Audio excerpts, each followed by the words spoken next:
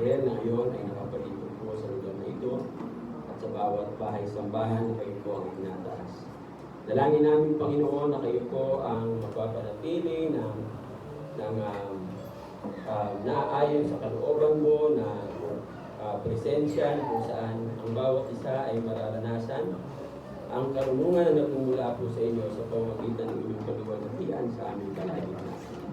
Tulad po, Panginoon, na ang mensaheng ito ay kayo lamang po ang maitaas at wala nang mapulitan. Pinupuri po namin kayo, niluluwalhati, ito po ang aming samot dalangin sa makapangyarihang pangalan ng aming Panginoon, Hari at Tagapagligtas na aming Panginoon Jesus. Amen. Amen.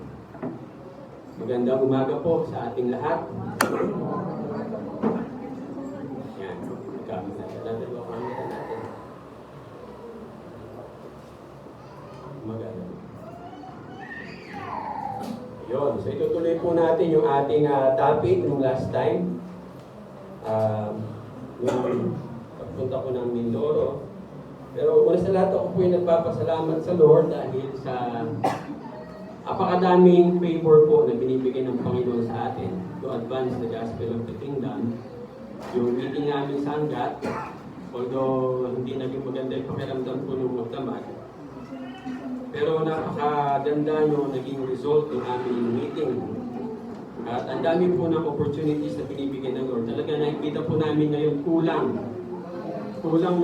po ang mga magtuturo.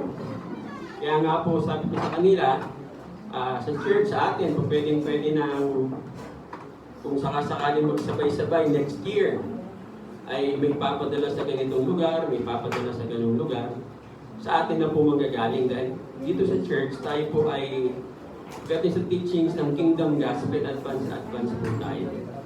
Kaya, pasalamat po sa Panginoon, salamat din po sa Lord sa healing na pinagkaloob po niya sa atin. No?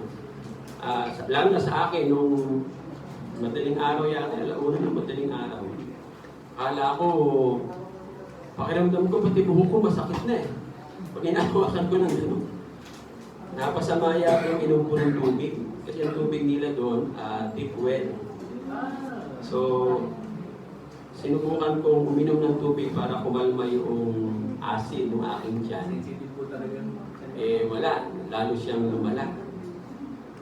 Sabi ko, Lord, ano ba? Dito ba ako mawawala? Panginoon, parang pakiramdam ko, may himatay na ako. Buti na lang, sabi ko nga, salamat sa Lord at nagising si Bishop Mike. At yun, agad-agad nakabili siya ng, dalawang balik muna siya bago nakabili nung, sabi daw ng tindera, bakit balat lang bibilhin nyo? Pagkainom ko, para lang ako nagdahilan. Yung tulog ko nga, inaabot na ng alas 6 ng umaga. Pagkainom ko, tulog, yun. Purihin ang Panginoon. Ang pakiramdam ko lang ay parang nangihina ako. Gawa siguro nung magdamag na napakatinding battle. Sabi nga ni Annie, bakit tuwing 29 nagkakaganyan ka? Ano ba? Hindi ko alam kung gano'n. Baka may battle na sabi ko, siguro kailangan natin malaman. Kaya yung purihin po ang Panginoon sa ginagawa po niya sa ating buhay. At kaya nga po patuloy nating pag-aaralan ang patungkol sa kanyang kaharian. So yung binasa po natin, ang sinasabi po ng salita ng Diyos, hindi kagaya ng mga religion, ang kaharian ng Panginoon, yung Kingdom Gospel, ang focus niya yung inner transformation. Ang religion, ang focus ay outward. Kaya nga, ang religion, mas mahalaga sa kanila yung symbols, yung rituals, no? Dahil nga kinakailangan ipakita lang, outward lang. So, pero wala siyang inner transformation. Kaya nga po makikita natin sa mga simbahan ng pinanggalingan natin dati, kung pumasok sila ng komunyon, lalabas sila komunyon. Di po ba? Kasi ang pananaw parang sinihan. No? Ay, inabot ko na yan. No? Napanood ko na yan eh. Lalabas na ako. O kaya naman, pagka magme-message na yung pare, yung mga lalaki naglalabasan at nagsisigarilyo. Para bang yung oras na yon, panahon ng daldalan, panahon ng kwentuhan, no? Hindi nalalaman na yung presence of God napakalakas doon sa kalagitnaan. So you are defying God's presence. Why? Kasi nga, ang pananaw ay religion. Ngayon kung ikaw ay nakakapakinig ng kingdom gospel, ganun pa rin ang iyong pananaw. Ibig sabihin, ang ginagawa mo dito is all about religion. Just outward appearance. Pumupunta ka sa church, bakit? Para lang masabi na, yan ay uma-attend. Born again yan. Pero ang tanong, totoo bang born again ka? O born again ka lang sa papakitang tao lang? Kasi kung talagang nasa Panginoon ka, every aspect of the worship service napakahalaga. Bibigyan mo siya ng halaga. No? Kahit nga yung giving, kahit yung announcement, lahat po yan bahagi ng pagsamba sa Panginoon. Kaya nga sabi ng ating Panginoon, ang kaharian ng Diyos hindi lang patungkol sa kainan. No? Hindi yung, bakit kasi pagkatapos may kainan kami. No? Mamaya may ice cream, may pizza. Tapos during preaching, yung utak mo, yung nasa utak mo, pizza. Ano kaya yung pizza ko orderin mamaya? So naging eating and drinking na lang. Sabi ng salita ng Diyos, hindi lang patungkol dyan. Ang sinasabi ng Panginoon, hindi exclusive, no? Hindi excluded ang eating and drinking. Bakit po? Kasi in the New Testament, the churches in the New Testament, every time that they gather, there are foods. No? Remember sa 1 Corinthians chapter 11, sabi ni Paul, ang masama pa nga yung iba, darating sa church, lasing na. Ibig sabihin, dahil alam nila pag Sunday is celebration, sa bahay pa lang nagiinuman na. Kaya pagdating sa church, wala na holiness yung communion. Kaya sabi ni Pablo, wala ba kayong mga bahay? Doon na lang kayo. Huwag na kayong pumunta dito, nakakagulo na kayo. So what is the Word of God? What is the kingdom of God? It's about righteousness, peace, and joy in the Holy Spirit. And righteousness, tandaan natin mga kapatid, we have to really work hard for righteousness. Kaya nga yung passage, ano sabi? Seek first. It is active, present tense, and singular, first person. So ikaw mismo gagawa ka ng lahat ng paraan. Wala kang ibang sisisihin kung hindi mo natagpuan ang kaharian ng Diyos dahil hindi mo hinanap. Hindi ka gumawa ng lahat ng kaparaanan. Actually, ang Panginoon, napakabait nga eh. Bakit po? Lahat tayo dito, naniniwala ako, lahat tayo, nagbigay ang Panginoon ng pagkakataon na makapakinig ka ng gospel. No? At tayo, hinanap natin. Lahat tayo nakakapakinig, imposibleng hindi. Sa tindi ng technology ngayon, lahat ng tao nakakapakinig ng gospel. Ano lang kulang? They do not seek the kingdom of God. And what else? The righteousness of God. Kaya walang kapayapaan. Ganyan yung ating bayan. Bakit ganito? Kasi mga leaders walang righteousness. Kaya wala tayong peace, wala tayong joy in the Holy Spirit. Buti na lang may mga righteous people pa na natitira. That with our righteousness, ano sabi ng passage sa Bible, sa Proverbs? Righteousness exalts a nation. So yung pagiging matuwid natin ang mag-aayos sa ating bansa. So yun ang sinasabi ng Panginoon, hindi about kainan, hindi about inuman. At sabi diyan, verse 18, because anyone who serves Christ in this way is pleasing to God and approved by men. Wala kang kaaway. Pag ikaw ay namumuhay ng matuwid, imposibleng may makaaway ka pa. Kung may makaaway ka, talagang kay Satanas na yon. Pinadala niya doon sa lugar na yon. Pag namumuhay ka ng matuwid, yung mga tao sa palibot mo, approve ka. In the Old Testament, lahat ng mga kings na namuhay ng matuwid, maayos ang buhay nila. The moment they live unrighteously, ano po nangyayari? Bumabagsak yung kingdom. At kung ano-anong, sabi nga, kung ano-anong mga dispalinghadong bagay ang nangyayari. Di po ba ganun din sa family natin? Lalo na pag ang head of the family ang namuhay unrighteously. Ano nangyayari sa family? Windan, bagsak. Ang mga bata napapabayaan. Sabi nga kung ang nanay ang namuhay unrighteously, nakikip pa yung family. Marami akong kilala, no? Na yung nanay ay nagbuhay na siguro, feeling nila maganda sila. Lahat yata ng lalaking nakasalubong nila, tingin nila may crush sa kanila. Kaya iniwanan yung family. Pero dahil yung tatay ay namuhay righteously, nakip yung mga bata. Pero pag both of them live unrighteously, kawawa yung mga bata. Ito yung buhay na meron tayo ngayon. Kasi ang daming tatay sa Pilipinas ang namumuhay unrighteously. Hindi kinukonsider yung kanilang family. Ang kinukonsider lang yung flesh, laman. Hanggang kailan ka lang ba bubuhayin ng laman? Ilang minuto lang ba yung kaligayahan na yan? Pagkatapos, wala na. Di ba? Yung mga kababaihan na namumuhay sa laman, pagkatapos ng ilang minuto, anong pakiramdam mo sa sarili mo? Basura. Totoo po yan. No? Yan po ang pag-aaral ng psychology. Na lahat ng babae na promiscuous. Anong ibig sabihin po ng promiscuous? Huwag lang matitigan, makikipagtalik na. No? Maraming partner. Kasi feeling nila magaganda sila.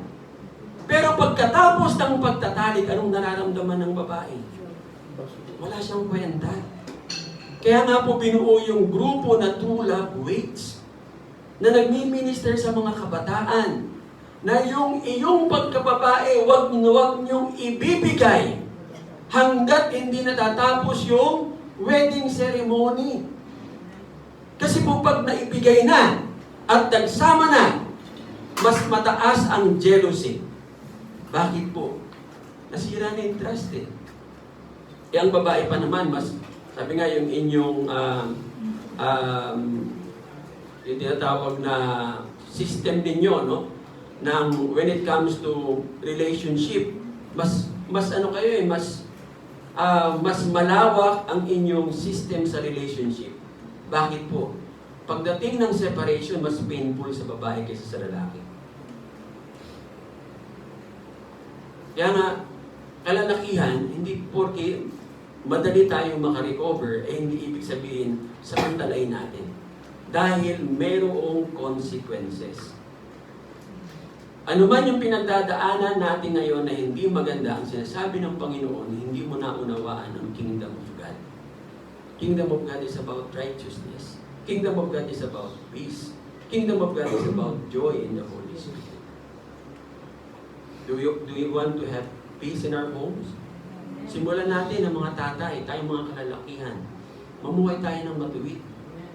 Pag nakagawa ng kasalanan, hingi agad ng tawad. Huwag nang mag-rationalize. Huwag nating paniwalaan si Satanas na pagka nakagawa ka ng kasalanan, papaisip sa'yo ni Satan, patatawarin ka pa kaya ng Diyos. Di ba't ganun din ang sinabi niya kay Adan at kay Eva? Totoo ba? Huwag kayong maniniwala sa chismis ni Satan. Papasukin niyo yung utak niyo ng chismis. Di ba sabi niya kay Adan at Eva, kay Adam and Eve, totoo ba ang chismis? Na ang Diyos ay, ano nangyari?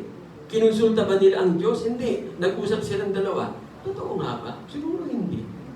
Yun. Anong pumasok? Opinion. Kaso, conclusion. Hindi opinion eh. Wala, hindi po pwede yung opinion natin. Close na yun eh. Tapos na ang Bible. Kaya nga kung close yun na yun eh. Hindi na opinion. Maliwanag po. So, any opinions that we have does not count. Meron kang question sa faith, punta sa Word of God. Sasagutin ang salita ng Diyos, 100%. Naalala ko nga, tinatanong ako sabi sa akin ni Renz, Pastor, yung atin pong discipleship materials para sa youth. Sabi ko yung nagawa kong discipleship materials, hindi ako kumbinsido. So I just prayed, Lord, ano po bang discipleship materials ang po pwede talagang magamit na magta-transform ng buhay? Kasi doon sa discipleship materials na ginamit namin, may mga nawala pa. No?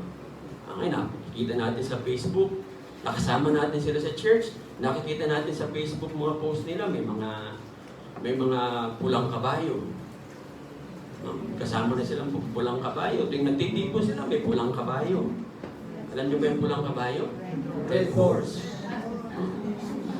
Parang naalala ko yung lalaki dun sa Mindoro, agang-aga, lasing na. No? Sabi ni Bishop Mike, nakasalubong mo ba yung pulang kabayo dyan? Ano po yun? Eh, mukhang nakasakay ka na eh.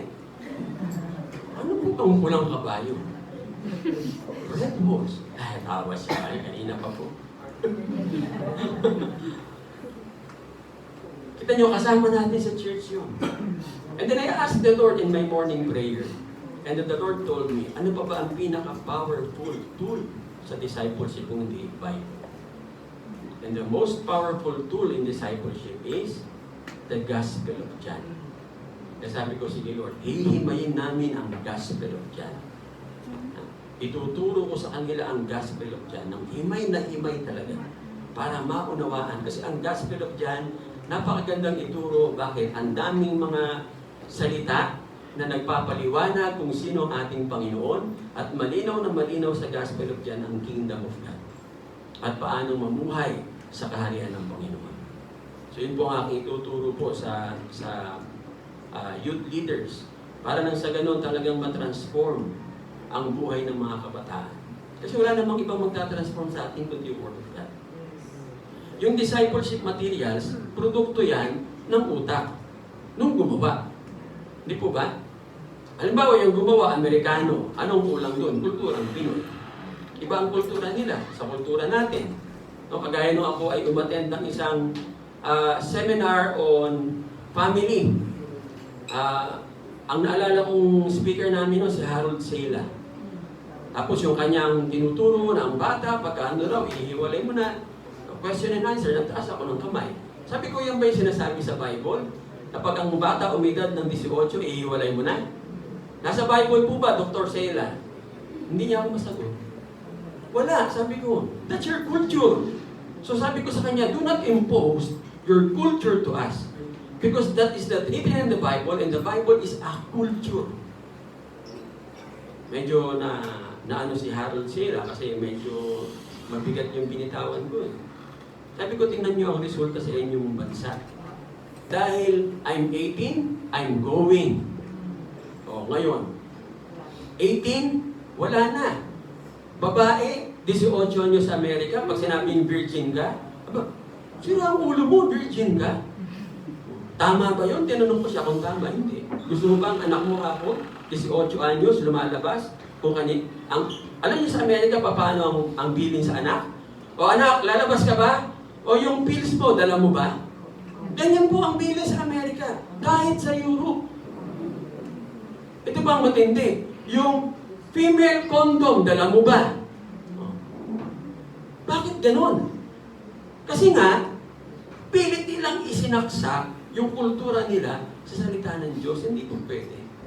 Ang salita ng Diyos ang babago ng kultura.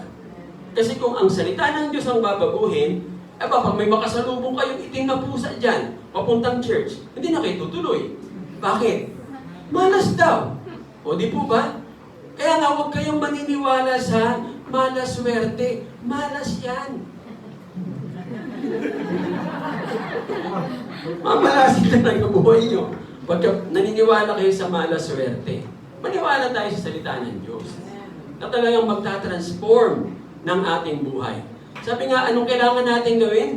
Please God. That should be the focus and the center of our lives.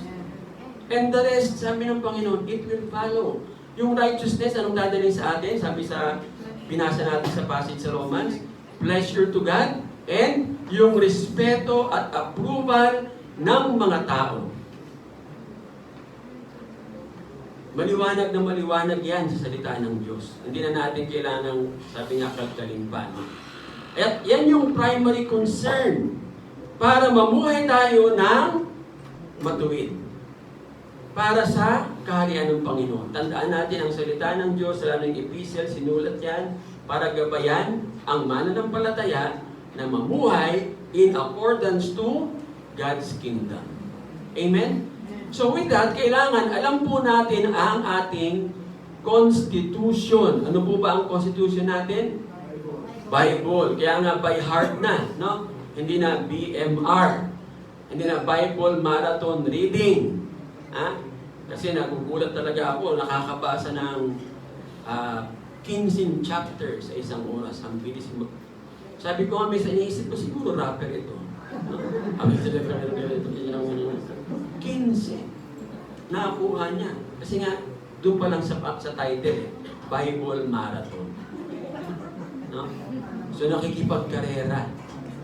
So, ngayon, Bible reading by heart. We should know our Constitution by heart. Sabi nga, yung knowledge of the law, kinakailangan meron po tayo niyan. Bakit po? Ano susundin natin kung di natin alam? Yung batas ng ating Panginoon. Gano'n ba kadami ang promises ng Lord in the law? More than 8,000. Nakapag-claim na ba kayo kahit isa o dalawa? Psalm 91 pa lang, basahin niyo yung Psalm 91. Sangkaterbang promises. At yung ilan doon na experience na natin ngayon. Lalo na yung verse 8, yung sinasabing, ikay magmamasid at iyong makikita, taong masasamay pinaparusahan. Alam niyo, during pandemic, kung binabasa natin yan, ang nasa utak ko, Panginoon, parusahan mo si Duterte, parusahan mo si Bongo, parusahan mo si Bato, lahat ng involved at kumita sa pandemic na ito. Tignan niyo, pinaparusahan sila ngayon ng Panginoon. At nakikita natin. Di po ba? Sabi nga, ngayon lumalabas na. May mga vlog na ngayon. Magkano ang kinita ni Bongo? Magkano ang kinita ni Duterte? Bilyon-bilyon. And that's one of God's promises. Because we know the promises of God, therefore we can pray. And we can claim. Yan ang po pwede mong i-claim. Hindi pwedeng i-claim yung wala sa pangako ng Panginoon. No? So yung claiming na sinasabi, kinakailangan, napaka-importante po sa atin. Inaaral natin ang salita ng Diyos, inaalam natin yung laws ng ating government, at kung kanino tayong gobyerno na bubuhay, bilang mamamayan ng kaharian ng Diyos, nasaan po tayo? Sa gobyerno ng hari. At sa kaharian, ang salita ng hari, batas. Tama po ba? Pag ang hari nagsalita, pwede pa bang magsalita ang mga mamamayan? Wala na. Once the king says, sabi nga sa Latin, dura lex, sed lex. Yes, harsh ang law minsan sa pananaw mo, napakabigat, pero yan yung batas. Kasi sinalita na yan ng mahal na hari. At walang mamamayan ang pwedeng mag-question. Sabi nga, ang salita ng Diyos, paano sinulat? Yan ay written code of law, galing sa kaharian ng Panginoon, at incumbent sa ating lahat na basahin, study, and know the Word of God. Have knowledge of the Word. Memorize the Word of God. Para sa panahon na kayo ay may problema, merong magre-rema. Di ba, halimbawa, nagkasala ka, tapos sabi ni Satan, naku, hindi ka na patatawarin ng Diyos. Mabigat yung kasalanan mo. Eh, kung walang naka-stack na Word of God sa isip mo, ano sabihin mo? Saan ka pupunta? Sa opinion. No? Kahit alam mong close na yon. Ha? So mag-o-opinion ka na sa isip mo, o nga, siguro hindi na ako patatawarin. Pero sabi ng Word of God, 1 John 1:9. If you confess, may condition? May sinabi ba, if you confess your venial sin, sabi sa Katoliko. Dalawa kasi yan eh. Venial sin, mortal sin. Yung mortal sin, mahirap daw patawarin ng Diyos. Ayon sa kanila. But is it written in the code of the law of God? No. Simple lang sinabi sa 1 John 1:9. If you confess your sins, tapos, ano raw ang Diyos? He is faithful and just, will forgive you, nakita nyo? Ha? Of your sins, all your sins, and cleanse you from all unrighteousness. May matitira ba? Wala. Kahit yung kasalanan na hindi mo na ikumpisan, kahit yung kasalanan na nakalimutan mo, patatawarin ng Diyos yun. Kasi ang Panginoon, tapat siya sa kanyang salita. Siya nagsabi niyan eh. So we have to know, to study, and to read the Word of God. Ang problema, mas marami tayong binabasa kaysa sa salita ng Diyos. Kumusta sa Facebook? Anong binabasa niyo? Ilang oras kayo nagpe-Facebook? At ilang minuto dun sa oras na yon na nagbasa kayo ng Word of God sa Facebook? Hindi po ba? So let's read the Bible para sabi nga, we will not perish. Because my people perish for lack of knowledge. Kailangan po natin alamin ang salita ng Panginoon, mga kapatid. And stay in sync. No? Yun yung magbibigay sa atin ng tinatawag na right positioning. In alignment with the King of Kings and the Lord of Lords. Yung knowledge po natin ng Bible ang tutulong sa atin para makilala natin yung ating hari. Hindi po pwedeng magtatanong lang tayo sa iba. Okay? Klaro po ba yon? So, yung knowledge of the Bible, tandaan po natin, at yung ating Constitution, dapat alam po natin yan, kasi yan po yung key to effective citizenship in the kingdom of God. Halimbawa, dali natin sa ating Constitution. Alam niyo po ba yung pinaka-importanting article ng ating Constitution? Ano po ba ang pinaka-importanting article na dapat malaman natin bilang mamamayan ng Pilipinas? The Bill of Rights. Anong article po yan? Article 3 of the 1987 Constitution. Ano-ano pong nasa Bill of Rights? Rights to life. The rights to property. Rights to assemble. Freedom of speech. Nandun po yan sa Bill of Rights. Alam niyo po ba na nasa Bill of Rights, yung rights natin to get documents from the government para malaman natin kung anong kalokohan ang ginagawa ng gobyerno. Pero hindi natin ginagawa. Bakit po? Hindi natin alam eh. Try to imagine kung lahat ng Pilipino pupunta sa, saan ba kinukuha yan? Sa National Library at ihingi tayo ng dokumento. Paano bang ginagastos ni BBM ang pera ng Pilipinas? Paano ginagastos si Sara ang pera ng Pilipinas? Lahat po tayo, pumila tayo doon. Ay 100% manginginig sila. Kasi meron tayong rights. Nandun yan sa Bill of Rights. Ngayon, hindi natin ginagawa. Bakit po? Hindi natin binabasa. Alam niyo po ba na meron yan? Alam niyo ba na kayo ay merong rights for what? Pagka kayo naakusahan ng rape ka, anong rights meron ka? Rights for due process of law. Eh, hindi, arestuhin ka lang agad. Oy, nang rape ka daw, arestuhin ka. Naku, nang rape daw ako. Hindi mo alam.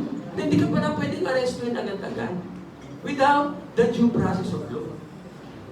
Maa-aresto ka lang kung yung subpoena na pinadala sa'yo, hindi mo sinasagot. Mag-appeal ka lang sa korte, tapos na yung subpoena eh. Eh, hindi takot tayong mga Pilipino. Napadala ng subpoena, anong pakiramdam? Ano to? Subpoena lang. Anong ibig sabihin? Pinapaalalahanan ka, meron kang na-violate na batas. Ngayon, magpakita ka, para sa ganon, mapag-usapan, at kung may kaso, harapin mo yung kaso. Hindi ka makukulong. Eh, hindi ka umaten 3 beses. No, tapos sabihin, kasi malakas yung ano namin eh. Eh, hindi ka nga umaten din. Kasi hindi mo alam ang Bill of Rights. Akala mo pag pinadalang ka ng subpoena, tapos ka na.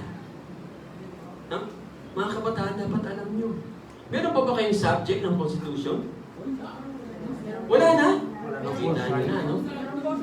Tignan nyo na, bakit tinanggal yan? Tinatanggalan kayo ng karapatang malaman. Kami noon, alam na alam namin yan. No? Alam namin na hindi ka po pwedeng warrantless arrest. Kasi ang warrantless arrest, Nangyayari lang yan pagka sinuspend ang ano? O, alam na alam ni nanay. Habeas Corpus Act. Ano ang habeas corpus? Corpus means body. Habeas in English is to have. Ibig sabihin, to present the body. No? Yun po yung aarestuhin ka, ipapakita yung katawan. Pag sinuspend yun, wala na po, hindi na kinakailangan pa ng makita ka. Pupuntahan ka na lang, hindi ka na dadalhin sa korte, at pwede kang patayin anytime. Batas po yan ng mundo. Eh, kumusta yung batas ng Panginoon? Kabisado po ba natin ang 10 Commandments? Kagaya ng sinabi ko kanina, how could you obey the law that you do not know? Kabisado po ba? Kung ako po ay magtatanong ulit. Commandment number 1.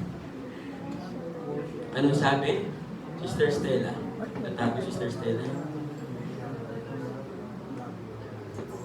Oh, that is a Deuteronomic law.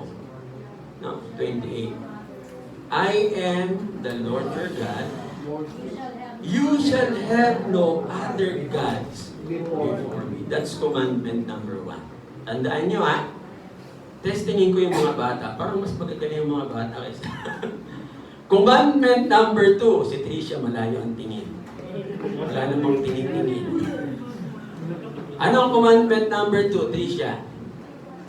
Kung ang unang utos ay huwag kang magkakaroon ng ibang Diyos maliban sa akin. Actually, ang pagkakasabi pa nga dyan, Shema Israel. No? I am Yahweh, the Lord your God. You shall have no other gods before me. Number 2, na tinanggal sa Katoliko. Ha? Ano yun? Thou shall not make any graven images. Ibig sabihin, mga inukit na anyo, kagaya sa langit, sa lupa, sa ilalim ng lupa. Meron bang sumasamba sa bituin? Opo. May sumasamba sa araw? Opo, hanggang ngayon, ang Hollywood is sun worshipper. Si Amon-Ra ang kanilang sinasamba. Catholic Church is a sun worshipper. How would you know? Paano natin malalaman? Ano ang proof na ang Catholic Church ay sumasamba sa araw? Lahat ng kanilang rebulto may sun rays. Diba? Nakita niyo pa ganon? Sun rays yun. Ang alam ng mga mananampalataya ng Katoliko, ang sinasamba nila yung mga Diyos-Diyosan. Ang hindi nila alam, bawat isa doon ay representation ng Sun God. Manifestation ng Sun God. Because Sun God has manifested Himself as a woman, as a giant. Kaya kailangan mayroong sinag. Sino ang may gawa niyan? Bakit naloko ang mga Katoliko? Sino ba ang nagmanipulate? Jesuits, mga Jesuita. Diyan magaling ang mga Jesuita mag-manipulate ng utak ng mga tao. At tumatrabaho sila parang special forces. Hindi sila nakikita. They will work behind the scene, pero sila ang may control. Diba, sino pumatay kay Abraham Lincoln? Ang alam natin ay isang tao lang.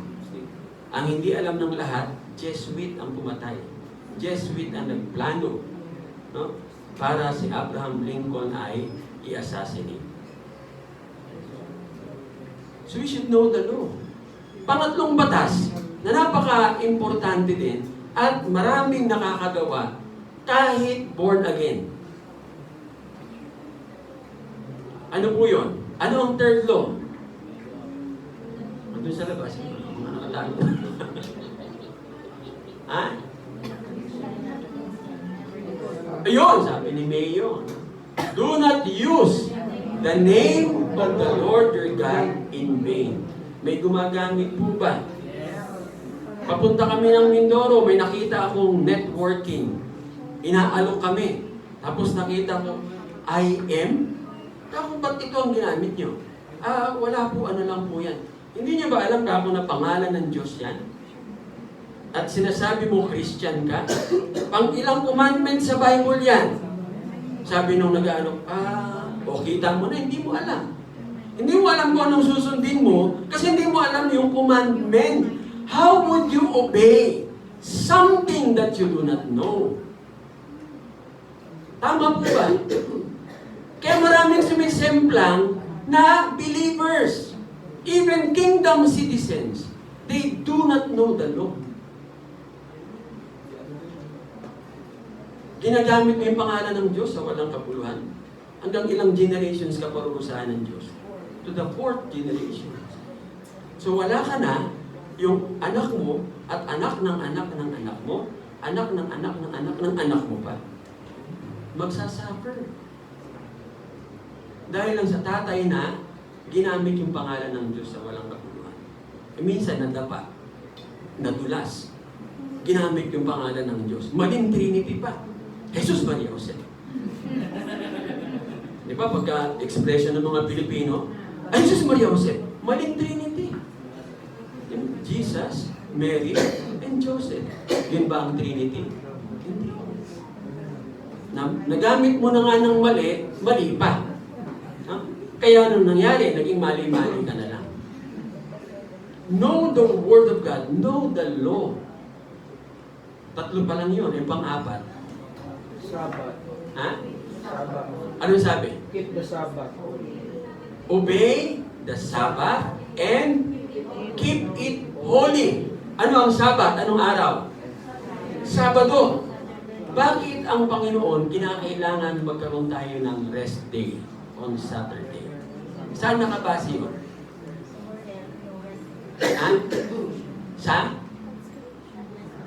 Saan binase ng Lord yung rest day?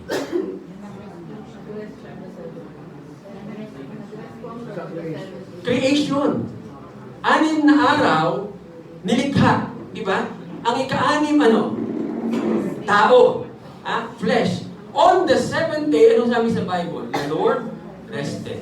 Kaya, dahil tayo ay created in the image of God, we came from God, therefore, like Him, we should also honor Saturday as rest day. Ano ang purpose? Lahat naman yan, di naman yung ginawa ng Lord kasi gusto lang ng Lord mapahinga, gayahin natin siya. May purpose yun. What's the purpose of Sabbath? Bakit kailangan mo mamahinga ng Sabado? To prepare yourself to worship God on Sunday. Because Sunday is the first day of the week. Sinira na ni Google yan eh. Si Google ginagawa niyang Monday ang first day. Mukhang gumawa siya ng Googleian calendar. Sinira niya yung Gregorian calendar. Sa Gregorian calendar, kahit papaano, nauna pa rin yung worship. Yun nga lang, pinalitan ng pangalan, Sun. So okay lang, walang problema. Basta kilala natin sino yung ating sinasamba. So, ang unang araw ng isang linggo is what? Ano po yun? Yung Sunday, ano siya? Worship. And what is worship? Worship is, di ba, Tuesday hanggang Friday, Monday hanggang Friday, you work for the world. Sunday, you work for whom? For the Lord. That's why you have to prepare yourself, ayusin mo ang sarili mo, para pagdating sa church, hindi yung during the time na pinipreach yung gospel, the message from the Word of God, yun yung time naman na natutulog ka. Abay, magbayad ka lang 2 beses. Dapat ang offering mo 2. Yung una, tithes mo. Pangalawa, bayad mo kasi nakatulog ka. Subukan yung pumunta sa doktor. Pag hindi kayo nakakatulog, humingi kayo ng payo. Hahawakan pa lang ng doktor yung ballpen, 500 na. Pagbuka ng bibig ng doktor, another 500. bago ka matapos, libo ang binabayaran mo. Di ba bayad mo rin dito yun? Ha? Kaya pag kayo nakatulog, tingnan niyo yung katabi niyo pag nakatulog, sikuhin niyo, oy, dalawang offering mo mamaya, ha? Tithes mo, at saka, ano pa? Bayad mo doon sa pagtulog mo. Hindi ka nakakatulog sa bahay. Pero dito nakakatulog ka. So, tingnan niyo yung katabi nga, pagka medyo nakatulog, sikuhin mo, 2 beses daw, sabi ni Pastor, ha? Bandayan niyo yung katabi, ha? Pastor, sige po. Sige. Okay. So, ignorance. Ano? Opo. Ba't kaya sana po hindi yung Sunday, which is Sun Worshipper? Oo. Kasi pinapat ko ng Sunday, which is for... Ayan. Kasi nga po, yan ang work ni Satan. No? Bakit po? Lahat binabago niya, even the birth of Jesus. From April 1, napunta ng December 25. Hindi naman po December 25 pinanganak ang Panginoon. April 1. At nasabi ko na sa inyo ano yung basis niya sa Bible and even how the Lord completed kasi ang mga tupa pinapanganak April 1. Yan po ang kakaiba. Isang beses lang po nanganganak ang tupa sa loob ng 1 taon. At nanganganak sila April 1. Kaya nga sa Amerika, tinawag nila ang April 1 na April Fools. Bakit? Ito yung binabanggit mo yung April Fools, sinong kinikers mo? The birth of Jesus. Na hindi inaalam ng mga tao. Kasi yung kalendaryo po natin, from lunar calendar, ginawang solar calendar. Para ang maging sentro yung araw. The sun God, not the Lord. No? So, para maayos nilang lahat, pati yung mga pangalan ng weeks, ginawa nila ang pangalan ng mga Diyos-Diyosan nila. Pati yung pangalan ng mga tinanggal nilang mga names sa calendar, ang pinalit nila pangalan din ng mga Diyos-Diyosan nila. Janaius, Febraius, Marsus. Puro gods and goddesses yan. No? Hindi yan. Kasi tingnan nyo December. Oh, saan nakalagay ang December? Sa 12. Nakita nyo yung hindi align? Bakit nila ginawang hindi align ang ating kalendaryo? So that pati tayo will not be in proper alignment with God. December, ano ba ang Dechi? 10. So pang ilan dapat ang December? Pang 10. Bakit nasa 12? Oktobre. Okta. Ano yun? 8. Pang ilan ng October? 10. Kita niyo na. November. 9. Di ba? Oh. September. Septa is 7. Nasaan siya? In-advance nila ng 2. So wala sa alignment. So pag tumitingin tayo ng kalendaryo, hindi tayo nakalinya sa Panginoon. Pero sabi nga, pwede pa rin tayong luminya. How? Righteousness. Baguhin man nila ng baguhin lahat, as long as we live righteously, lilinya po tayo. So dalawang bagay nangyari po sa atin. Pag hindi natin pag tayo po ay ignorant sa ating constitution. Una, ignorance of the law can lead to inadvertent violation of the law, resulting in legal penalties and loss of alignment with the government. Ibig sabihin, unrighteous ka na. So, how can we obey kung hindi natin alam kung ano yung susundin natin? Hindi po ba? Na dapat pala namamahinga tayo. Eh, hindi ka na namamahinga. So, batang-bata pa lang, may sakit ka na sa puso. Sabi nga, Pastor, wala akong makitang trabaho na walang rest ng Saturday. Imposible po yun. If you live righteously, the Lord will give you. BDS. Isang kumpanya, BDS. Another company, ano bang another company na mayroong rest day ng ano? Ang BJ Auto Works ba may rest day ng Saturday? Minsan wala bisa. Wala pa. Okay. So, makipag-deal ka sa Lord. Bangko. Ang bangko, di ba? At least ang bangko namamahingat. Ayaw na nila lang. Ha? Yung video ko, nag-open na po siya. Kasi ng Sabado. Oo, may karapatan siya kasi Christian daw siya. Nakita niyo na, no? Disobedience to the law. So, nababiolate mo siya nang hindi mo alam. Kasi, ignorante ka sa batas ng Panginoon. Bakit may mga kabataan ngayon hindi sumusunod sa magulang? Anong batas sa Bible ang hindi nila alam? Anong sabi sa commandment number 5? Honor your father and your mother. Eh, yung nanay mo, masama ugali, honor ko ba? May sinabi ba doon? Ha? Ang i-honor mo lang, yung nanay at tatay mong babait, hindi namamalo, hindi ka pinapagalitan, wala yun. Basta i-honor mo, tapos. Kung namamalo sila, problema na nila yon. As long as you do what you have to do, living righteously, si Lord ang bahala.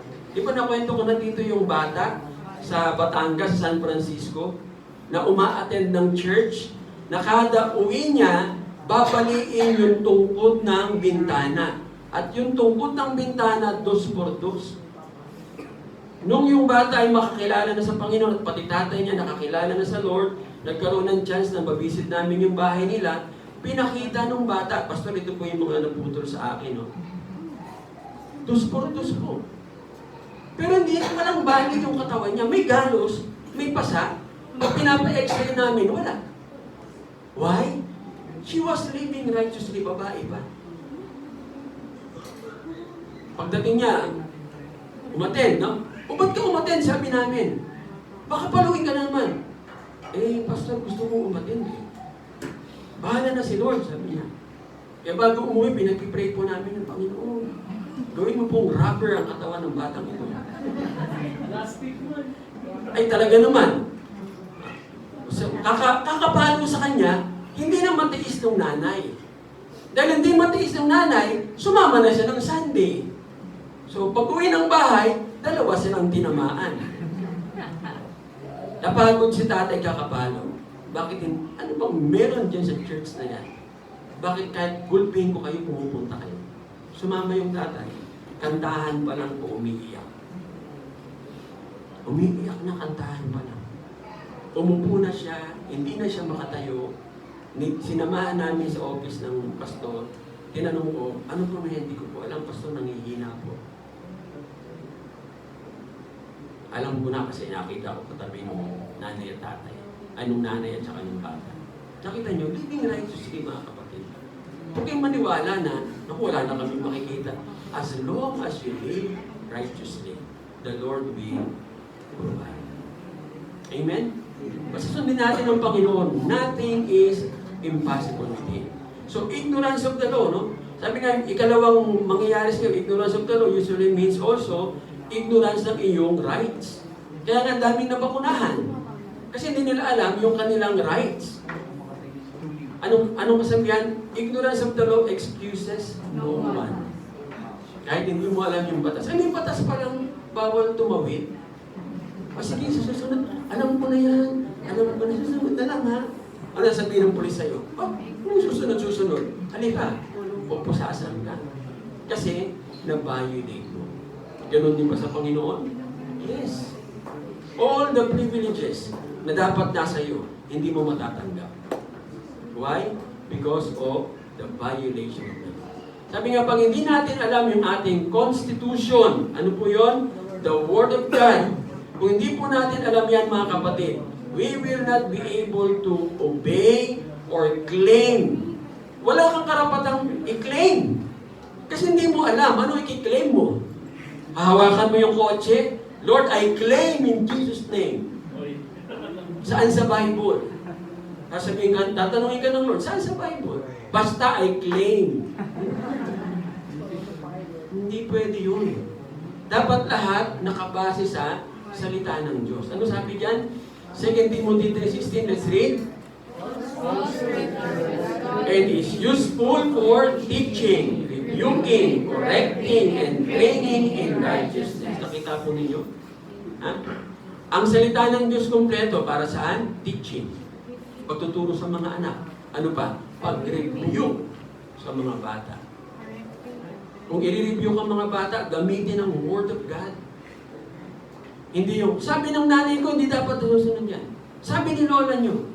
Eh, sino ba si Lola? Dapat Word of God. Yan ang gamitin po natin, wala na pong iba. Yan binigay sa atin ng Panginoon. Para ano? Para malaman natin paano mamuhay righteously sa kaharian ng Panginoon, para yung tinatawag na righteous living will come to us naturally bilang mamamayan ng kaharian ng Panginoon, para matrain natin yung ating minds, no? Para lumakad po tayo in the things of God and discipline our bodies. Lalo yung mga kabataang babae, ha? Discipline your bodies, hindi kayo, tandaan yung mga kabataan, kahit ang mundo ay nagpapakita na okay ito, ha? Sa uri ng pananamit, dapat hindi nyo sila susundan. Kasi hindi ang mundo ang standard natin. Anong standard natin? Word of God. Tandaan nyo, itong tatandaan nyo, from the principle of the Bible, anything that is, sabi ka, napaka-precious, napakahalaga. Makikita mo ba yan sa palengkeng nakatiwangwang? Hindi. Anumang bagay na mahalaga, balot na balot yan. Bago mo yan makita, magpapaalam ka sa tindero. Pwede ko bang makita yung binibenta niyong gem? At bago mo yan mahawakan, lalo sa panahon ngayon, isi-search ka muna sa Google. Yung pangalan mo, titignan. No? Eh hindi eh. Karamihan ng kabataan ngayon, nasaan? Parang palengkeng nakatiwangwang yung mga katawan nila. Pinamimigay. Tandaan nyo, ang anumang bagay na tiwangwang, ano yan? Mumurahin lang yan. Mumurahin ka ba? Mga kabataan, mumurahin ba kayo? Para itiwangwang niyo yung sarili niyo sa mga nanliligaw sa inyo? No? Pag gano'n, murahin niyo sila. Huwag kayong papayag, nasasabihan kayo, eh, ayaw mo naman akong pagbigyan, ibig sabihin, hindi mo ako mahal, sampalin mo ka agad. Pagka gano'n ang sinabi ng lalaki sa inyo, kabataang babae, sampal agad ang iabot nyo. Bakit? Flesh lang ang gusto niyan, wala yung gusto sa iyo. Hindi totoo na para mapatunayan mahal, kailangan agad yon. Aba, eh, maghintay ka. Sabi nga, true love waits. Ha? Pag sinabi ka agad, hindi mo pala ako mahal eh. Ah, ganun? Ito gusto mo? No? Sundin natin kung sinasabi ng Panginoon. Discipline our bodies.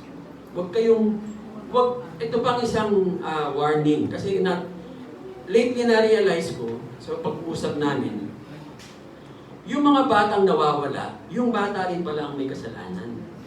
Bakit po? Nagpo-post sa Facebook ng mga post nila na nakapanty, nakabra, no? Kita yung cleavage. Ang hindi nila alam, tandaan ninyo, once pinost niyo sa Facebook, ang cyberspace ang may-ari sa inyo. Kahit nandito ka sa Pilipinas, makikita ka sa ibang bansa. Ito ang nakakalungkot. Pag ang nakakita sa'yo, yung tinatawag na dark world. Alam niyo ba ang dark world, kabataan? Ha? Alam niyo bang nag-i-exist yan? Ang dark world, ito ang cyberspace nino. Ang isa dyan ang isang member niya na na-expose si Tom Hanks. Mga pedophilia yan. Pedophile. Naghahanap sila sa Facebook. Minsan naiisip ko nga, siguro si Facebook, sila rin ang may gawa. Para itong mga kabataan na may problema sa family, ang Facebook ang outlet nila. Magkukuha ng picture, kita yung, ba't kailangan pakita mo yung cleavage mo? Umurahin ka ba? Ikaw ba ay mumu? Ha? Kung may makikita kayong kabataan natin at makita nyo gano'n, tanongin nyo, sis, mumu ka ba? Ano yun? Mumurahin. Ano nangyayari pag nakita kayo ng dark world? Meron silang agent na hinahanap nila yan. Eh may itsura ka, nag-post ka sa Facebook, hahantingin ka ngayon nila. Akala nyo ba kahit nasa Pilipinas kayo at nasa Amerika sila, hindi kayo kayang hanapin? Ang bilis niyang matrace. How? IP address. Yung IP address mo, kung saan ka nag-post, alam nila yung lugar mo. Alam nila kung anong oras ka nandoon. Aabangan ka lang. Kaya ingat kayo. Tandaan nyo, discipline. Ha? Kung isang araw dito may mawalang kabataang lalaki, kabataang babae, kasalanan nyo. Ngayon ko na-realize kasalanan nyo pala. Kasi kung ano-ano pinopost nyo sa Facebook. If we really read the Word of God, we must learn to discipline our bodies. Discipline our minds. Sabi nga, kung hindi ninyo alam, no, yung gagawin nyo araw-araw, hindi mo rin alam kung ano yung tamang gagawin mo araw-araw. If you do not know the Word of God, the Constitution of the Lord. Tandaan nyo, the Bible is the Constitution of the Kingdom of God, at yan ang source, wala nang iba, ng ating righteousness. Tandaan nyo, righteousness, anong kasunod? Peace and joy in the Holy Ghost. Unrighteousness, anong kasunod?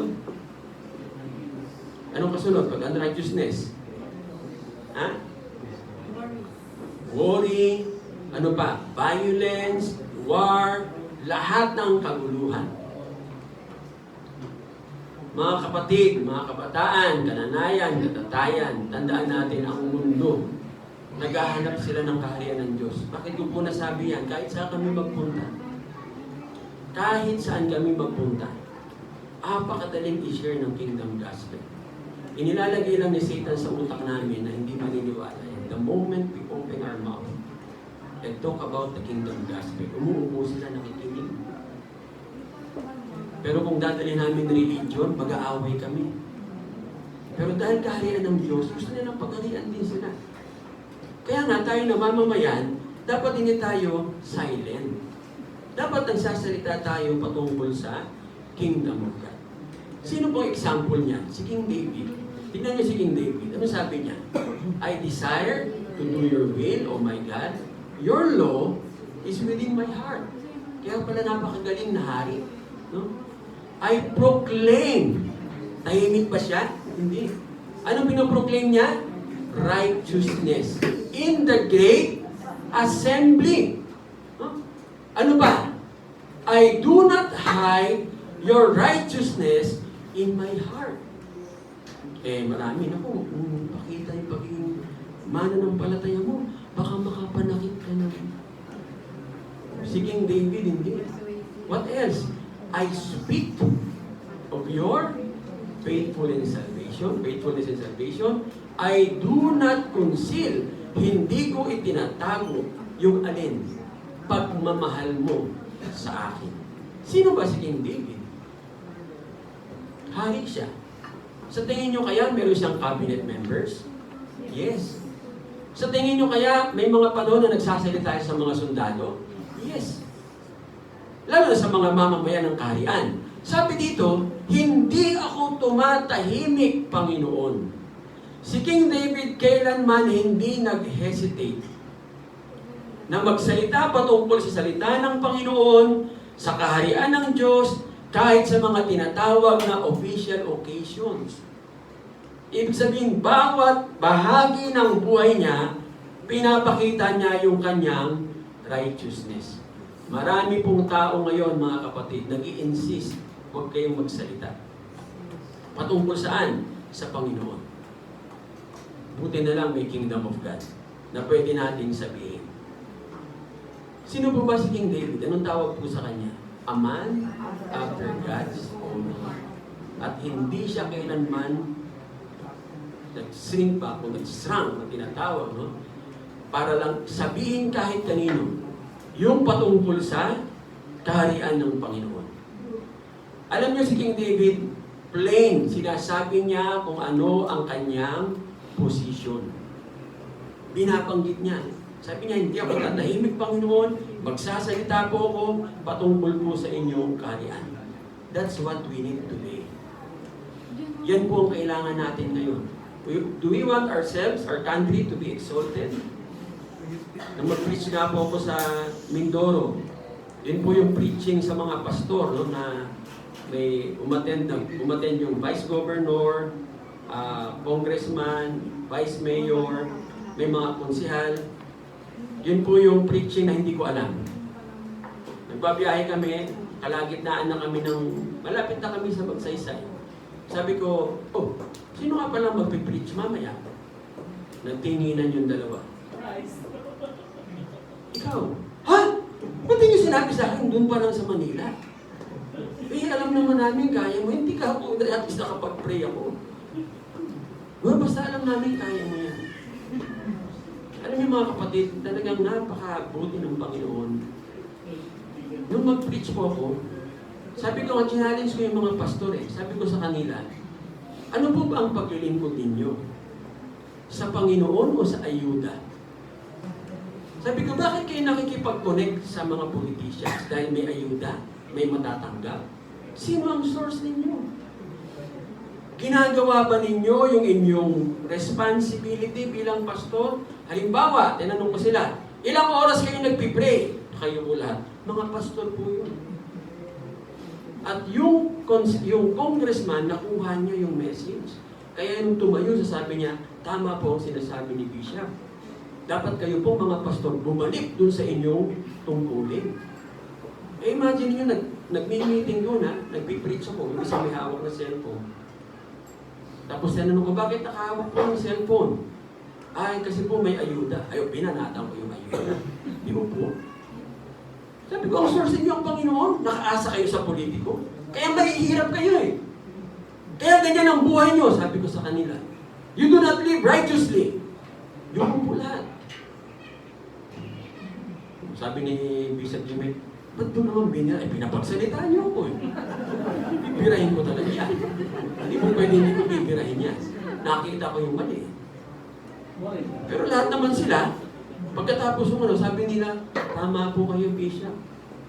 Dapat po kami bumalik sa calling namin. Okay, tayo na. Ang calling na nila ay ayuda.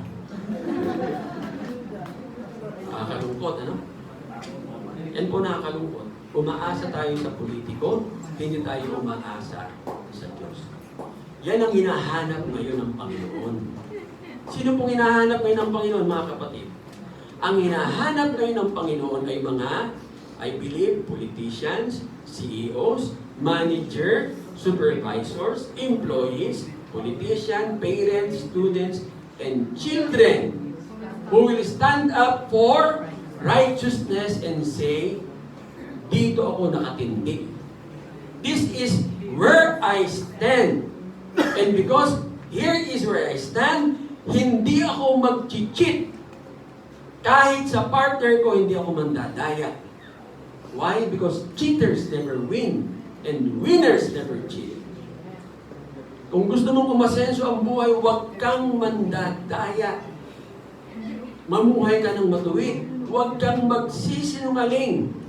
Huwag niyong sabihin sa akin na, Pastor, mahirap hindi magsinungaling. Doon pa lang, nagsinungaling ka na. Pwede kang hindi magsinungaling sa loob ng isang araw. If you are living righteously. Kasi ikaw din naman ang magsasuffer. Huwag mong sasabihin mo na, I will not ignore the rules. Kung yun yung rules, yun ang rules. Kung sinabi ng tatay mo, anak, para yan sa baon ng kapatid mo, huwag mong gastusin para saan. Dahil meron niyang consequences. Hindi yan nakakatawa. May consequences yan. Buti kung ikaw lang magsasuffer ng consequences. Di po ba? Kung anong pinag-usapan para saan yung pera, yun ang rules. Sundin natin yun. Kahit sa bahay. May rules ang nanay at tatay. Di ba? Sa bahay. O, anong dapat gagawin ng mga anak? May rules ba kayo na huwag niyong pakikialaman ang cellphone ng iba?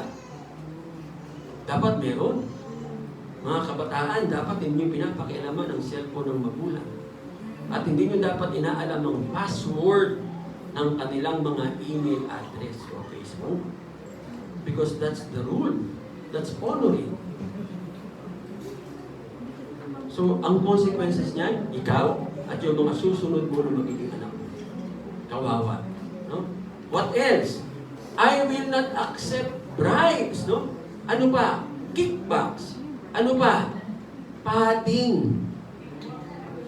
May mga nagpapad. Experience nila Hani doon sa kanilang, pension loan. Ang laki nang nawala.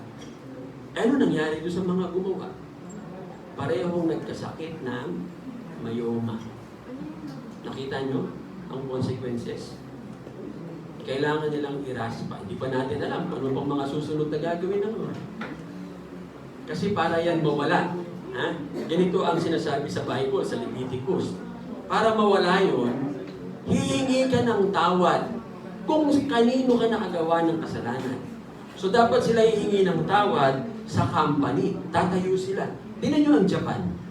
Bakit ang Japan, kahit hindi sila lahat believers, dire-diretso asenso nila? Kasi ang kanilang executive, pag nakagawa ng kasalanan, di ba? Pupunta sa harap, no? Magbabawat hihingi ng tawad. Tayo, nakagawa na ng kasalanan. Aba, mas matapang pa. Mas mayabang pa. Hindi ko alam kung ano pang susunod na mangyayari doon sa gumawa ng kalokohan sa opisina nila. Marami pa yan. Ang kailangan lang nilang, kasi ang effect yan hindi lang sa kanila, pati sa mga anak at magiging mga apo pa. Ang kanilang gagawin lang, pupunta sa kumpanya, kakausapin si Hani at sabihin, hihingi kami ng tawad. Doon lang matatapos yun. Pag hindi nila gagawin, dire-diretso ang parusa. Why? It is written in the law. Hindi ako may gawa niya ng Panginoon. There will be consequences. Hindi ako magnanakaw ng oras. Paano nagnanakaw ng oras? Jane. Say, ha? Nagsi-cellphone habang nag-work. No? Ano pa? Paano pagnakaw ng oras?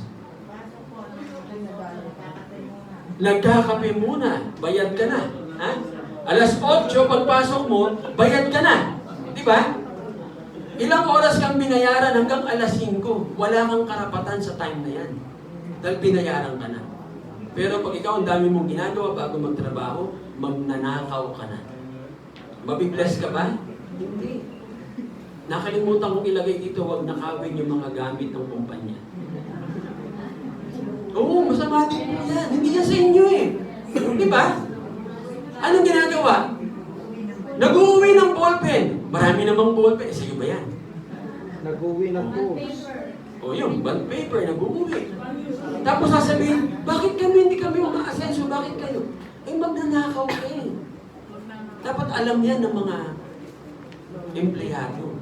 Tandaan nyo, anything that belongs to the company, it's sa kanila yun. It's theirs. Huwag kang kumuha ni, sabi nga ni 5 duling, huwag kang kumuha. Ano ba, nakita mo yung 5, tapos yung nakapicture duling, huwag mo rin kunin mo. Kasi hindi yan sa'yo. Okay? So I will not do all these things, all of these negative things. Why? Kasi meron akong higher law na ayaw kong i-violate. Kailangan po ng mundo ngayon ng mga tao na magsasabi na, I will pursue honor. I will pursue honesty. I will pursue integrity. And I will pursue excellence. Why? Because everything that we do it all for the glory of our King. Para sa hari yan, hindi para sa atin. Amen? Amen. So huwag kayong papayag ng sinasabi ng mga Pilipino, okay na yan. Ha? Huwag kayong pumayag kasi ang okay na yan, hindi okay. Dapat ano? Ano dapat? Ano dapat sasabihin natin? Yan ang tama. Kasi excellent. Anything that you do.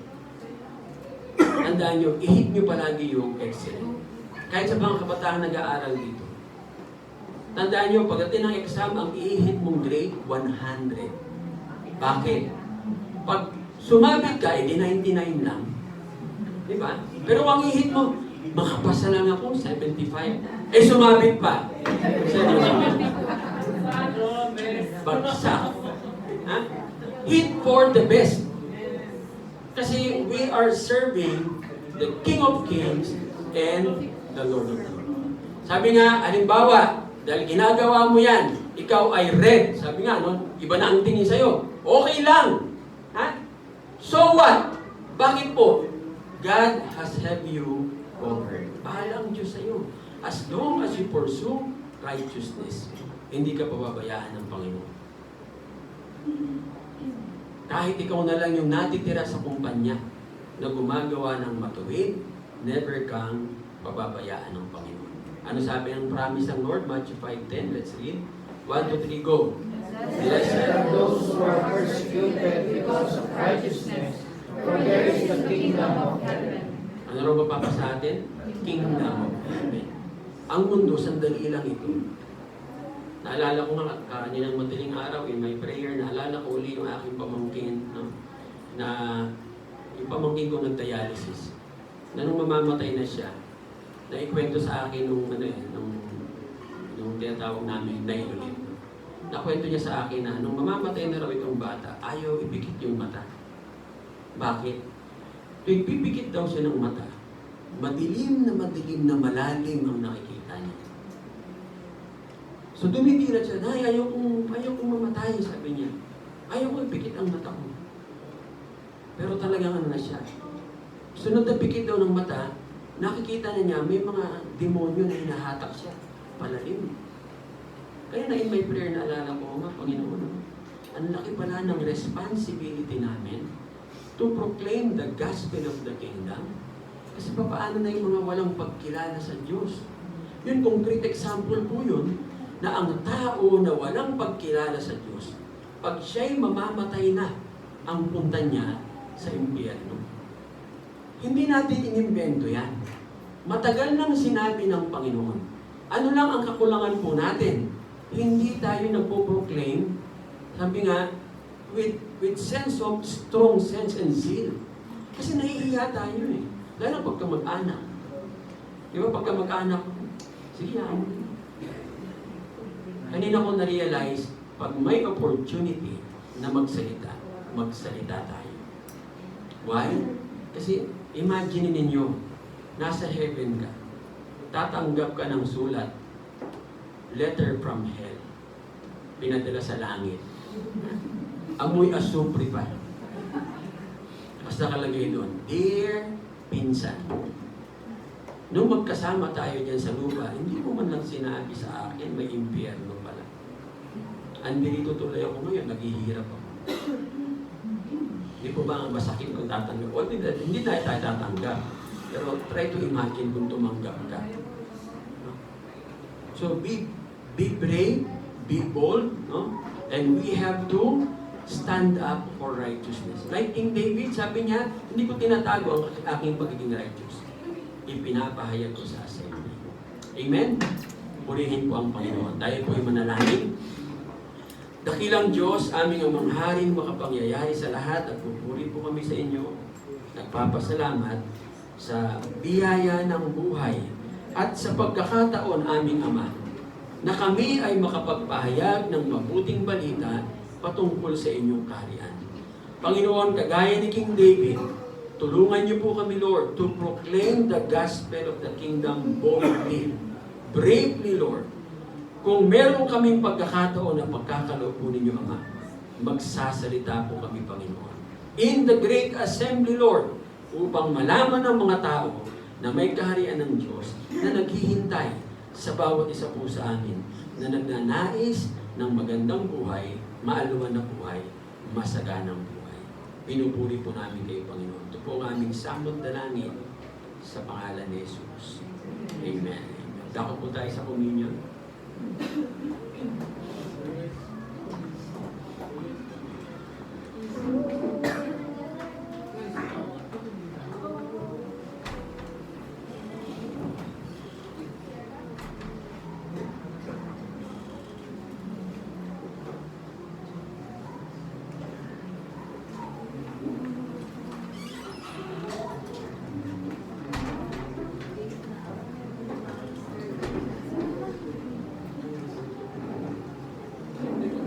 Sige po, pag-pray po natin itong mga communion elements. Aming Ama, Haring makapangyarihan, nagpapasalamat po kami.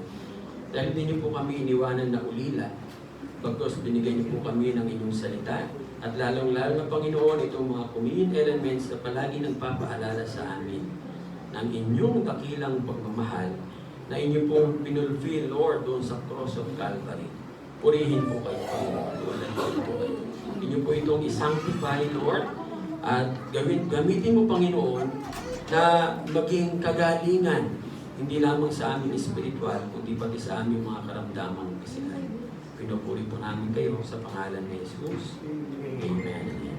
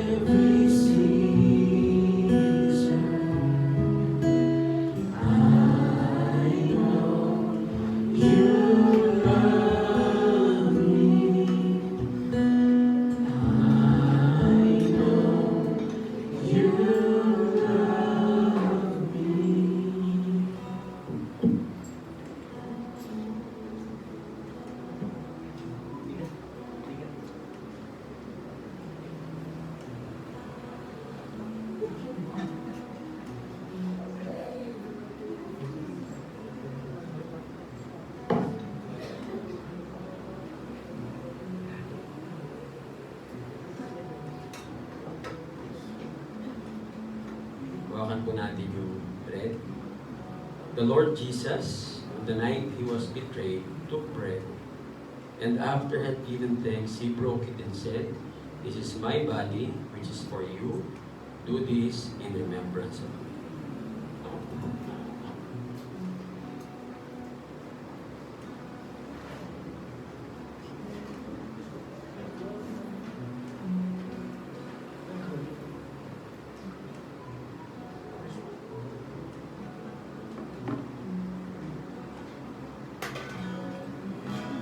Oh Lord, you search me.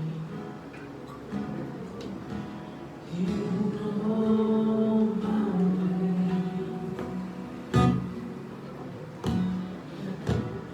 Even when I fail, I know you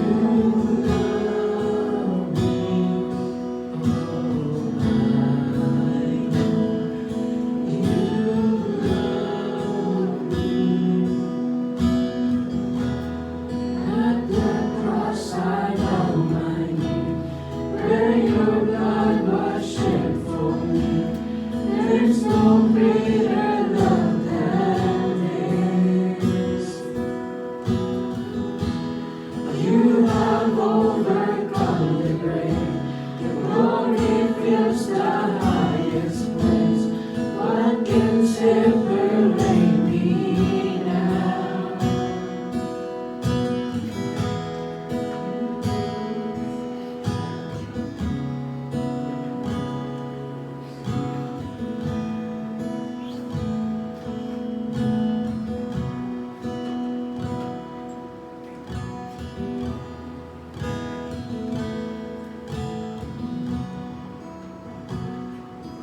In the same manner, after supper, He took the cup, saying, "This cup is the new covenant in my blood.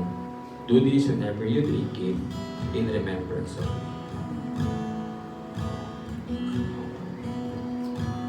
whenever you eat this bread and drink this cup, you will proclaim the Lord's death until He comes.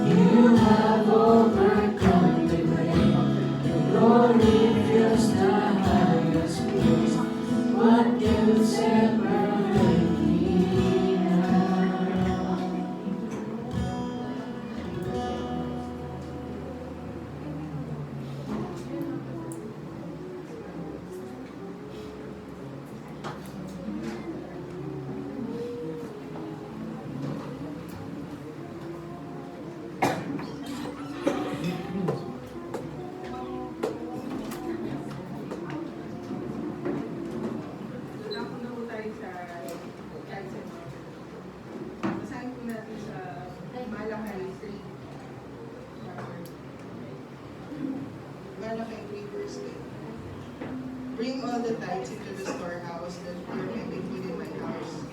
And try me now in this, says the Lord of hosts.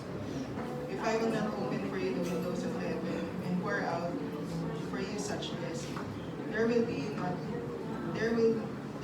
be room enough to receive it. So may 4 points po tayo dito na nag-emphasize sa tithes. Magbibigay natin ng 10% na ating income. Number 1 is tithing as worship. Tithing demonstrates obedience, gratitude, and trust in God. Number 2, supporting God's work. So, yun, yung tithes nag-support sa ministry. At sa ating mga spiritual leaders. So, yun. Testing God's faithfulness. God challenges believers to test His promise of abundance. So, number 4 is abundant blessing. So, yung obedience natin, nag-a-unlock ng divine blessing. So, yun yung simpleng maahaw ng blessings. Pag nagbigay tayo ng 10% or more than 10%. So, tayo po ay tinukod pa na namin. Heavenly Father, we come to you today with hearts full of gratitude for the blessings you have given us. We acknowledge that everything we have comes from you. We are thankful for your faithfulness as we bring your tithes and offerings.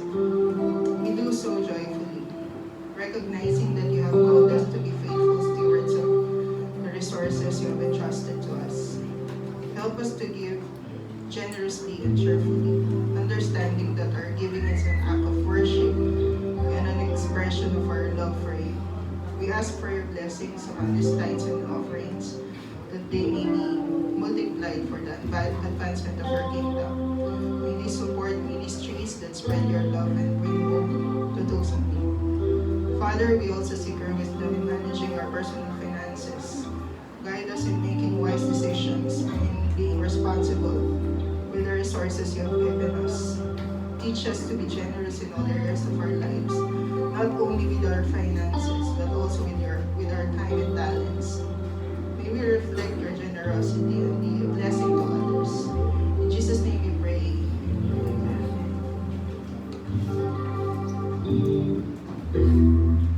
Sa mga gusto mag-online ng tithes and offerings kay Sister A sa GCash, yung po yung number 0945-827-4040. Announcements po. Welcome po sa po mga bisita natin. Rico! Welcome po. Welcome kami. Next Sunday, balik kami. Welcome po sa mga taga-Cavite. Worship service po next Sunday. Si Bishop sa Cavite po, 9:30. Dito online. Prayer meetings. Every Wednesday po yan, 7:30 p.m. Speaker po is si Bishop. Dawn prayer every last Saturday of the month for it. So yun na, hindi na BMR. Bible reading by heart. Season 204 na, 204 na. Pastoral prayer, month of December. So ngayon po si Brother BJ, next Sunday si Brother Kim. Sa December 15 si Jaydan. December 22 si Brother Jude. And December 29 si Brother Renz. Worship presider. So next Sunday po si Sister Stella. Sa December 15 si Sister Heidi. December 22 si Sister Edna. Si Sister Ernie sa December 20.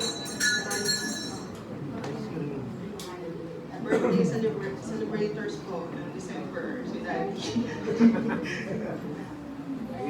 Meron na pala. Okay, hurry up with birthday. Happy birthday. Ayan, meron pa pala. Meron pa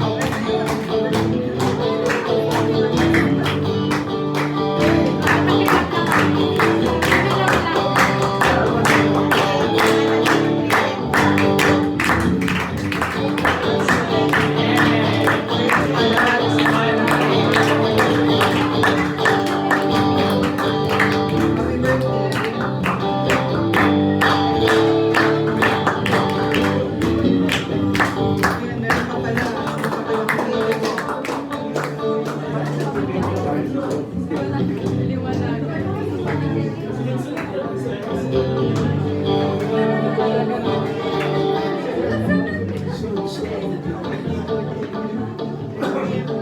NCC Christmas party po sa December 23, 8 to 6. Wala nang announcement sa party.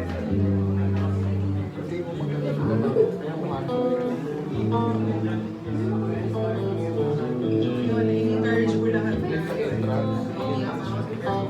add kayo ng phone. Pwede rin po.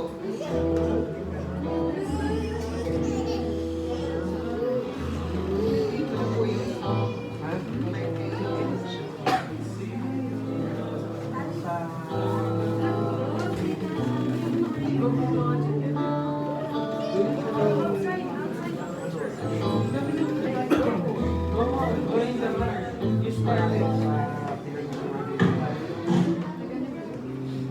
Yung ating Christmas party po ay December 23. So meron po tayo, ang unang activity natin is worship service. So imbis po na 24 yung ating Christmas Eve, doon na po natin gagawin yung Christmas Eve service. Si Mayo, Lumayo. Tawag ka. Na-notify mo na yung mga families para sa Christmas Eve service? Ay, hindi. Okay, so yun po para malaman nyo na po. Iba po ang Christmas Eve service. No? Magiging service po natin doon, yung pattern po nun is for Christmas Eve service. So iba po ang format niya, hindi kagaya dito na regular. So may mga explanation po tayong gagawin patungkol sa Christmas because Christmas is all about Jesus. It's not all about Satan, Claus. So iwasan yung maglagay ng mga design ni Satan. Dahil hindi naman po babae hindi naman lalaki ang Santa. Diba ang Santa para sa babae? Kaya yung Santa, pag inayos niyo po yan, ang talagang ibig sabihin yan, Satan. Removing Jesus from Christmas. Okay po? So tayo po tayong lahat. Shall we bow our heads and come to the Lord in prayer? Father in heaven, we thank you, we glorify your name for this just concluded worship service. Thank you for your divine presence in our midst and your holiness, Father God. We thank you as well, Lord, sa message na kayo po ang nag-inculcate sa puso ng bawat isa through your Holy Spirit. We believe, Lord, all of those particular messages have been understood by each one of us, Lord, na magagamit po namin pang-araw-araw sa aming buhay, na kami mabubuhay ng may katuwiran bilang mamamayan ng inyong kaharian. Pagpalain niyo po, Ama, ang bawat isa. May the Lord bless you and keep you. May the Lord make His face to shine upon you and be gracious to you. And may the Lord lift up His countenance upon you and give you peace, give you prosperity, and give you knowledge of the wisdom coming from the Lord. In Christ's most precious name we pray. Amen. Amen. Ang Diyos ang may papurihan, Anak, Espiritong Banal, ng mga taong nilalang, at ng buong kalangitan.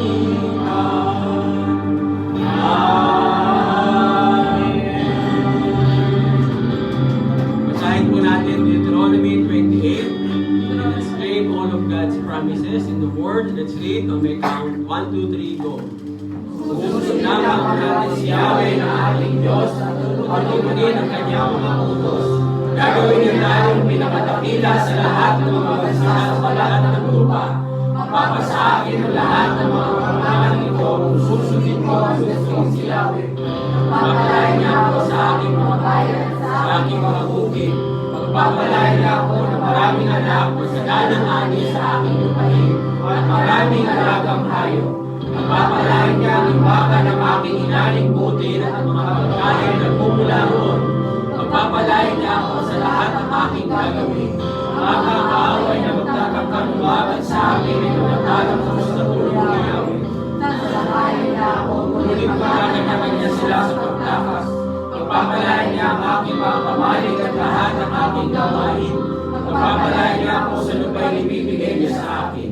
Tulad ang pangako ni Yahweh, ako'y gagawin niya isang bansang matatag at hatagaan sa kanya kung susundin mo siya at tutuparin ang kanyang mga tuntunin. Sa ganoon makikita ng lahat ng bansa na ako'y kanyang bayan at matapakot sila sa akin. Sasaganahin niya ako sa lahat ng bagay pagdating ko sa lupa'y ibibigay niya sa akin. Mararamihin niya ang aking mga anak at mga hayop at pasasaganahin ang ani ng aking bumiling. Buksan niya ang langit upang ibuhos sa akin ang ulan sa kapanaunan.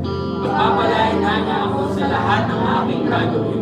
Dahil dito hindi ako mangungutang sa halip ako pa magpapautang sa ibang bansa. Gagawin ako ng Diyos ko si Yahweh na pinuno ng mga bansa at hindi tagasunod.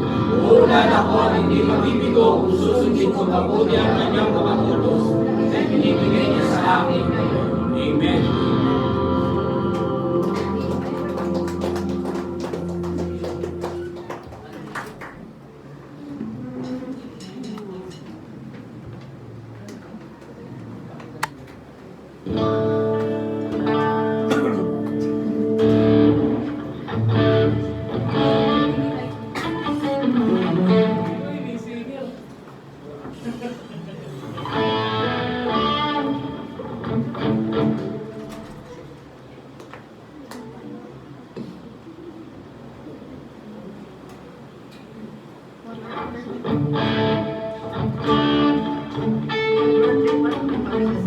Ayan. Muli po nating awitan ng ating Panginoon para sa ating patapos, para sa Sunday service.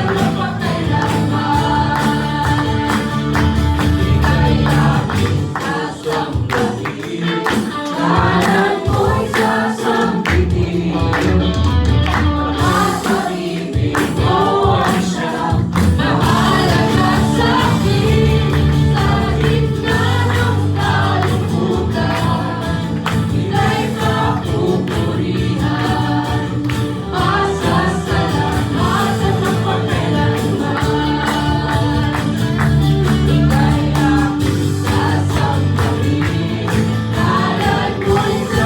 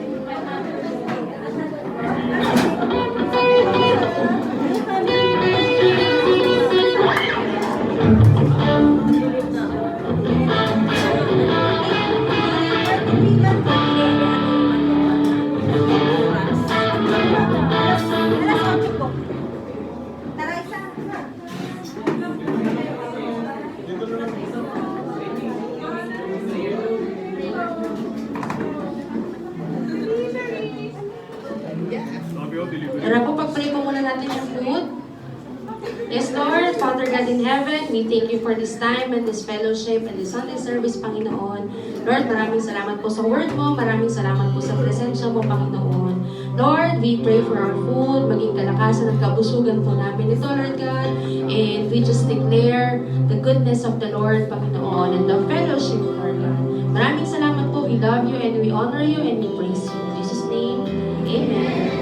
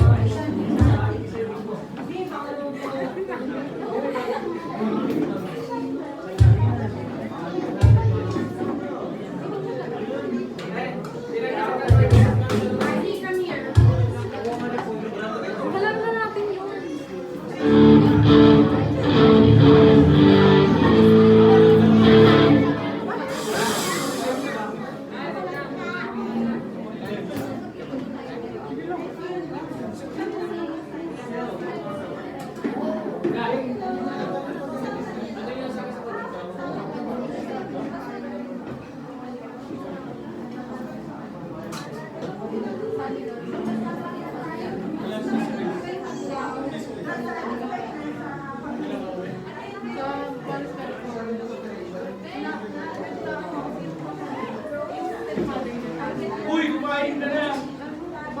Ikaw.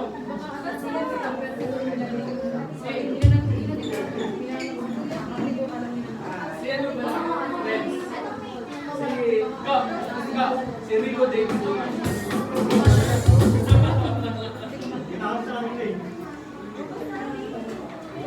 Si Kuya Morel.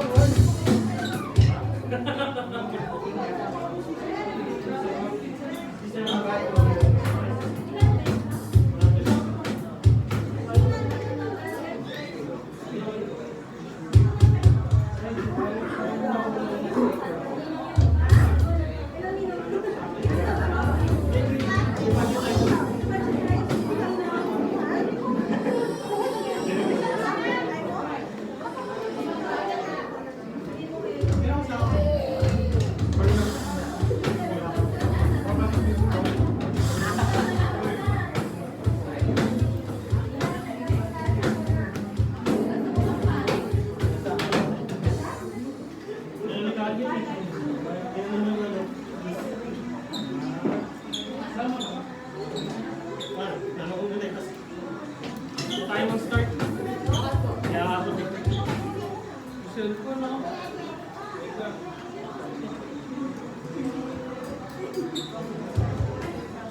Sorry.